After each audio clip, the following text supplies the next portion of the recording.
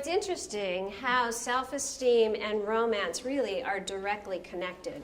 You know, one thing that was fairly alarming to me is last week somebody told me, and they just said, they found out that we were doing this conference, and they said, you know what, romance is dead. In today's day and age, romance is dead. How many people think romance is dead? Well, I refuse to think that. And so you know what I did is I got on the computer and I started researching. And I wanted to find out what people were saying about romance. And I came across a blog in Psychology Today. It was by Marianne Fisher, PhD. And you know what she said? Is she says, yes, romance has taken a hit over the last few years. And what she cites as the problems is the streamlining of social media. You know, all the social media that we're involved in, we're on the computer all the time. The second thing is how hectic our relationships, our lifestyles are. Go, go, go. I mean, what time is there for romance, right? So she says, yes, it has taken a hit, especially in 2012. It needs, in her words, it needs CPR, resuscitation. So that was a little alarming to me, but then I kept researching, and I came across another article in International Business Times, and it was about romance novels, and the title of the article was, Why Do Women Like Romance Novels? And it was interesting to me. One fact that I got out of the article, can anybody guess, I want to see if anybody can guess, how much the romance novel business brought in 2012 in the United States alone? Anybody want to guess?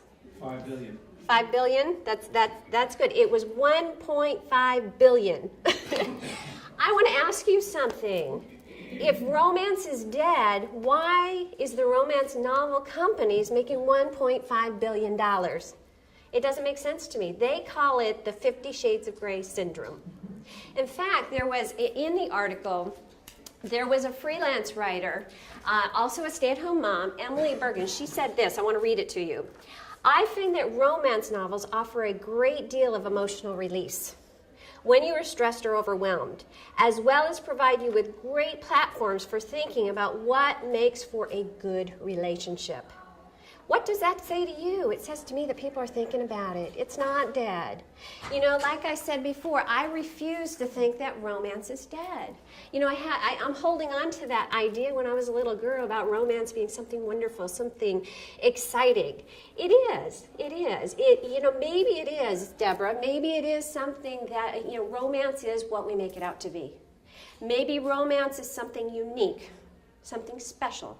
Something that is unique to each and every one of us. You know, romance for me is, over time, has really matured. And I can tell you from when I was a little girl to when I was in high school to now, it's definitely changed. The definitions of romance for me has definitely changed. I mean, when I was in grade school, my idea of romance was pinning my romantic interest to the ground and making him eat a cricket. I mean, that was me. I was an ultimate tomboy. And then we get to high school, right? And then there's homecoming. And, my idea of romance there is to, hide behind a pillar and get a little kiss in, without my father seeing, of course. And romance now has definitely matured. It's definitely matured. Romance to me now means sharing. It means communication, having somebody who really understands me, really gets me, right? And it means trust. Trusting three things. Trusting that they'll always be there for you. Trusting that they'll always have your best interest at heart. Trusting that you won't be judged, right?